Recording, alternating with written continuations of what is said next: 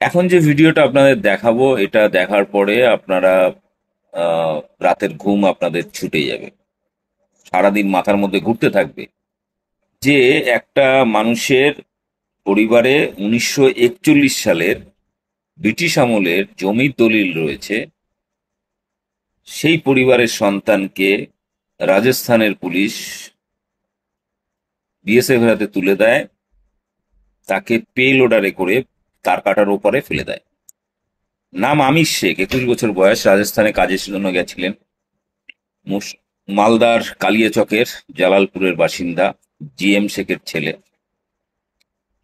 এই ঘটনা আপনারা অলরেডি পেপারে দেখেছেন, খবরে পড়েছেন, কিন্তু সরাসরি এবার বাংলা পক্ষের গর্গ চট্টোপাধ্যায় তাদের বাড়িতে গেছিলেন। ছেলেকে এখনো ফিরে পাননি, জিএম শেখ আমির শেখকে এখনো খুঁজে পাননি, এখনো ভারতে ঢোকেনি। তো এরকম পরিস্থিতিতে সারাক্ষণ কেঁদে চলেছেন। পরিস্থিতিতে গর্গ চট্টোপাধ্যায় কালিয়াচকের তার বাড়িতে গিয়েছিল। তো সেখানে গিয়ে তার বাবা কাগজপত্র যা দেখালেন সেটা হয়তো আপনার বাড়িতেও নেই। 1941 সালের ব্রিটিশ আমলের পুরনো সেই দলিল। তারপরেও তার ঘরের ছেলেকে, রাজস্থানে কাজ করত, তাকে তুলে বাংলাদেশে ছুড়ে ফেলে দিয়েছে পেলোডারে। আচ্ছা, আপনাদের মধ্যে কতজন আর এরকম ডকুমেন্ট আছে? কমেন্ট করুন, কত সালের পুরনো ডকুমেন্ট আছে। আমার পরিচিত মতে বাংলার প্রায় অন্তত 70% মানুষের স্বাধীনতার আগের ডকুমেন্ট নেই।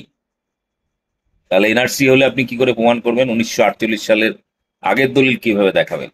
যাই হোক, আমির শেখের বাবার সঙ্গে কথা বলেছে গর্গ চট্টোপাধ্যায়। তার বাবা কানতে কানতে কি কি ডকুমেন্ট দেখিয়েছে সেটা দেখুন, আর ভাবুন আপনার কাছে আছে কিনা। আর ব্যাপক শেয়ার করুন। আমার চ্যানেল বং নিউজ লাইভ অবশ্যই সাবস্ক্রাইব করুন। তো বিএসএফ বলছে, এই যে বন্দুক গর্দানে দিয়ে বলছে বাংলাদেশে যাও, नहीं तो गोली मार देगा। এরকম ভাবে ওরা কেন করছে, কি জন্য করছে আমি বুঝতে পারি না। আমরা বাঙালি কি হয় কি আমাদের অপরাধ? না বাংলা কথা বলা অপরাধ আমাদের? আমরা বাংলায় থাকি, আমাদের বাংলায় মাতৃভাষা, আমরা বাংলা মাতৃভাষা আমরা বলতে পারি না? আমরা কি ভারতের লোক, ভারতে গিয়ে কাজ করতে পারি না? আমরা ভারতে গিয়ে যেখানে যাচ্ছি সেখানে আমাদের উপর অত্যাচার হয়, কেন অত্যাচার করছে, কিসের জন্য করছে আমি কিছু বুঝতে পারি না। আমার ছেলে এখন বাংলাদেশে, ওখানে কান্নাকাটি করছে, ওখানে কি খাচ্ছে না খাচ্ছে আমি কিছু বুঝতে পারি না। আমি খুব দুঃখিত দাদা, আমার ছেলে কোথায় থাকছে না থাকছে আমি কিছু বুঝতে পারি না, কি খাচ্ছে না খাচ্ছে। আমি আমার ছেলের জন্য আমি 6 দিন থেকে আমার ছেলের খবর পাই না, আমার ছেলে কি খায় কোথায় থাকে। আপনারা আমি 3-4 দিন খাটি দাদা, আমি 3-4 দিন খাটি, আমার একদিন না কাজ করলে আমার সংসার চলে না, আমি কি করে খাবো?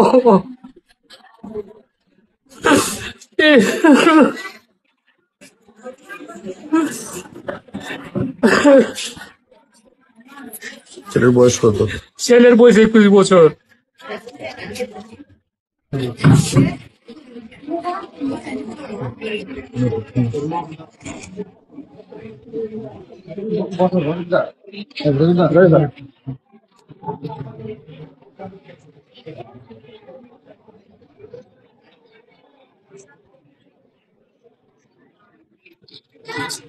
কবে কাজে গেছিল? আমার ছেলে 3 মাস আগে কাজে গেছিল রাজস্থান। রাজস্থানে কোথায়? রাজস্থান ভিলপাড়া চিত্তরগড়। হ্যাঁ চিত্তর বলে ওটাকে, চিত্তরগড়ই বলে। তো ওখানে গেছিল কাজে। কি কাজে? লেবারি কাজ করে, আমরা লেবারি কাজ করি। তো কাজে যাওয়ার পরে, আর আপনারা ব্রিটিশ আমল থেকে এই জালালপুর? হ্যাঁ ব্রিটিশ আমল থেকে আমাদের দলিল পত্র সবকিছু ওখানে। হ্যাঁ সব আছে, এই যে দেখাও দলিল পত্র সব দেখাও, সবকিছু দাদার ব্রিটিশ আমলের। আমরা এখান থেকে বাস করি। বসা হচ্ছে ছেলের বাবার দাদু 1941 সালে পিছন দিকে লেখা আছে ছেলের বাবার দাদু। ছেলের বাবার দাদু না, বাবার দাদু। আমার বাবার দাদু। আপনার বাবা তার আপনার ঠাকুরদার ঠাকুরদা? হ্যাঁ ঠাকুরদা। হ্যাঁ এই যে ডেটটা এখানে দেখা যাচ্ছে, এই যে ডেটটা 1941, এই যে 1941 জন্ম সার্টিফিকেটটা দেখি। এই এখানে আরেকটাও আছে, sub registrar Kaliachak sub registrar Kaliachak, এই যে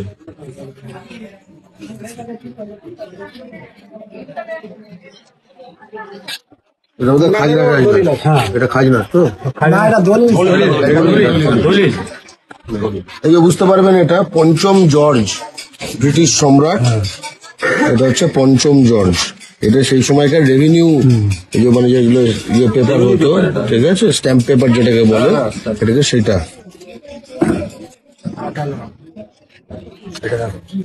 এটা আটানা এই টানাস ভালো করে রেখে দাও। তো যায় চিত্তরগড়ে, তারপরে আমার ছেলে গাড়িতে কাজে যাচ্ছিল ওখানে, দিয়ে ওখানে ওদেরকে আটক করা হয়। আটক করার পরে ওদেরকে নামিয়ে জিজ্ঞাসা করে, শুধু ওকে না আরো কয়েকজন ছিল, দিয়ে ওদেরকে বলে কি কাহা কা হো, তো ও বলেছে কি আমি বাঙ্গাল কা হো। তো বাঙ্গাল বলার পরে বলছে বাংলাদেশি হতো, বাংলাদেশি এরকম বলে ওকে আটক করে নিয়েছে, দিয়ে থানাতে রেখেছে 4 দিন। 4 দিন রেখেছে। কোন থানা জানেন? ওখানে চিত্তরগড় থানা বলে। চিত্তরগড়। হ্যাঁ, ওখানে রেখে 4 দিন রেখে ওখান থেকে ওখানে আমার ছেলে আধার কার্ড দেখেছে, মানেনি। নিজের সার্টিফিকেট দেখেছে, জন্ম সার্টিফিকেট মানেনি। জন্ম সার্টিফিকেট দেখিয়েছে, সেটাও মানেনি। আবার ওখান থেকে আমাকে আমার ছেলের মোবাইল থেকে ফোন করেছে যে কি পারামানিক স্কুল দেখানো হোক। এখানে পারামানিক স্কুল আমার ছেলেকে মোবাইলে ভিডিও কল করে তাকে দেখিয়েছে, বুঝতে পারলেন? তা তো মানেনি। দিয়ে আমার Aadhaar card, PAN card, voter card সবকিছু পাঠিয়েছি, আমার বাবার দলিল পর্যন্ত পাঠিয়েছি, সবও পাঠিয়েছি। 1941-এর দলিলও পাঠিয়েছি। তারপরও আমার ছেলেকে ডিটেলস ক্যাম্পে তারা দিয়েছে, হ্যাঁ ডিটেলস ক্যাম্পে। ওখানে 2 মাস জেল খেটেছে আমার ছেলে। 2 মাস জেল খাটার, 2 মাস এটা চলছে? হ্যাঁ চলছেই। 2 মাস জেল খেটে তারপরে আমার ছেলেকে বাংলাদেশ হ্যান্ড ওভার করেছে ওরা, মানে বিএসএফ কে হ্যান্ড ওভার। হ্যাঁ বিএসএফ কে হ্যান্ড ওভার করেছে। ওখানে আবার বিএসএফ কে যখন হ্যান্ড ওভার করে তো বিএসএফ বলছে এই যে বন্দুক গর্দানে দিয়ে বলছে বাংলাদেশি যাও, নেই তো গুলি মার দেগা। এরকম ভাবে ওরা কেন করছে, কি জন্য করছে আমি বুঝতে পারি না। আমরা বাঙালি কি হয় কি আমাদের অপরাধ? না বাংলা কথা বলা অপরাধ আমাদের? আমরা বাংলায় থাকি, আমাদের বাংলায় মাতৃভাষা, আমরা বাংলা মাতৃভাষা আমরা বলতে পারি না?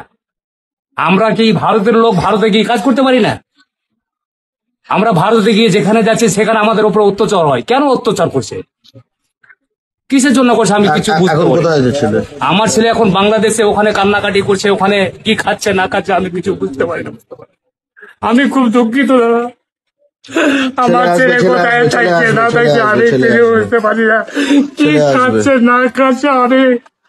আমি আমার ছেলের জন্য আমি ফরেন থেকে আমার ছেলের খবর পাই না, আমার ছেলে কি কাজ কোথায় থাকে। আপনারা আমি 3 দিন খাটি দাদা, আমি 3 দিন খাটি। আমার একদিন না কাজ করলে আমার সংসার চলে না, আমি কি করে খাবো?